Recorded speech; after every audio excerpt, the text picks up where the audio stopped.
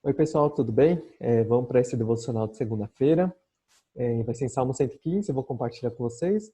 É só um trecho do Salmo 115, porque senão ele é meio grande e a gente fala em cima dele, tá bom? Vou ler rapidinho aqui.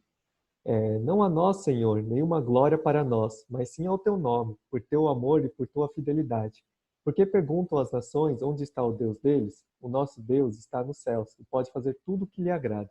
Os ídolos deles, de prata e ouro, são feitos por mãos humanas. Têm boca, mas não podem falar, olhos, mas não podem ver.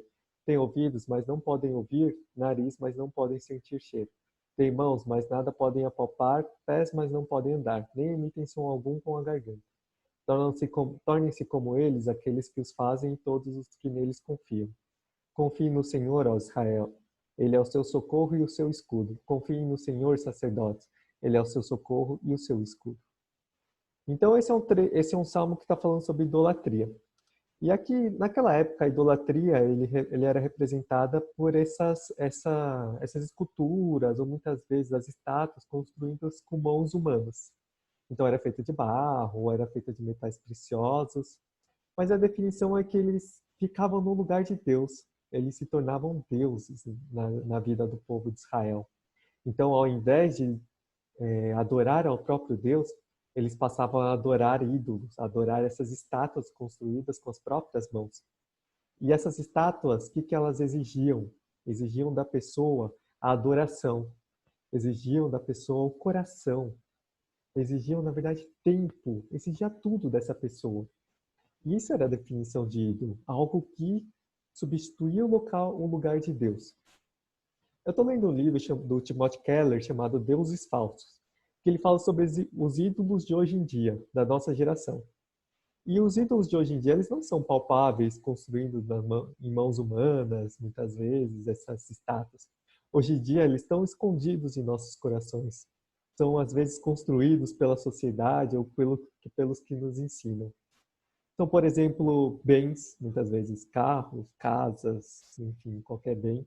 Muitas vezes é o dinheiro, esse é bem, esse é bastante. Muitas pessoas têm esse. Às vezes é a profissão, a estabilidade financeira. E Timothy Keller cita um caso de um profissional que cresceu, ele era super famoso lá nos Estados Unidos e de repente ele perde aquela posição que ele tinha e aí ele se suicida. Tinha se tornado um ídolo aquela profissão dele. Às vezes é alguém da família, um filho, um cônjuge.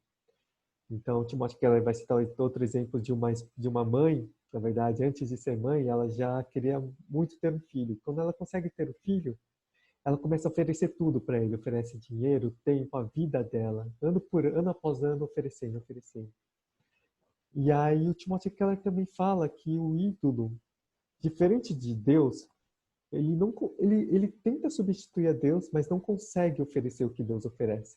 Porque Deus é o único que consegue oferecer a vida abundante, a verdadeira vida. Enquanto o ídolo, ele oferece uma promessa de uma vida. Mas no fundo, ele traz destruição ao invés de vida. Traz frustração ao invés do que ele promete, da vida que ele promete. E essa mãe que eu estava contando, ao final, depois de um tempo, esse filho se volta contra ela e se torna motivo de amargura, motivo de tristeza para ela. E é isso que o ídolo oferece.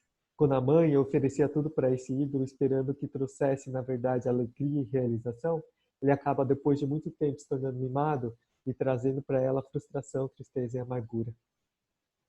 E o ídolo pode ser qualquer coisa, das mais diversas possíveis. Bens, familiares, estabilidade financeira, pode ser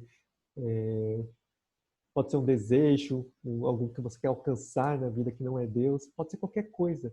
E talvez a melhor forma de você enxergar é se perguntar o que tem tomado os seus pensamentos durante a semana? O que te faz querer conquistar alguma coisa que, se você conquistasse isso na sua vida, você falasse, nossa, agora eu sou o homem mais feliz do mundo. Então, talvez, muitas vezes daqui não significa que seja Deus. Às vezes é conhecimento, status intelectual, pode ser qualquer coisa, financeiro. E nesse processo de busca, de oferecer tudo que a gente tem para esse Deus, a gente acaba se perdendo. Aliás, para esse ídolo, né? A gente acaba se perdendo. Mas há sempre tempo para nos abandonarmos esse ídolo e nos voltar para o nosso Deus. Então, nessa semana, eu queria colocar essa proposta para a gente refletir durante a semana. O que tem consumido nossos pensamentos, nossa vida? Será que é Deus ou será que é um ídolo? E o Timothy Keller finaliza falando que a única forma da gente realmente acabar com nossos ídolos é andando com Deus verdadeiro, andando em comunhão com Ele. Porque a gente vai percebendo que Ele é tão bom, ele é tão bom que consegue suprir as nossas necessidades. É o único que consegue trazer aquela vida abundante. E aí aquele ídolo que antes era tão importante para a gente vai começando a ser abandonado, vai começando a perdendo aquele brilho, aquele valor. E, por exemplo, aquele bem já não se torna tão importante, aquela pessoa que era um ídolo, ela continua importante, mas já não toma a posição de Deus. E todas as outras coisas vão perdendo a importância perto de Deus, para Deus finalmente se tornar o nosso verdadeiro, tomar o lugar dele, que é o centro dos nossos corações. E então, que nessa semana a gente reflita se o que tem tomado nossas vidas, se é Deus ou algum ídolo.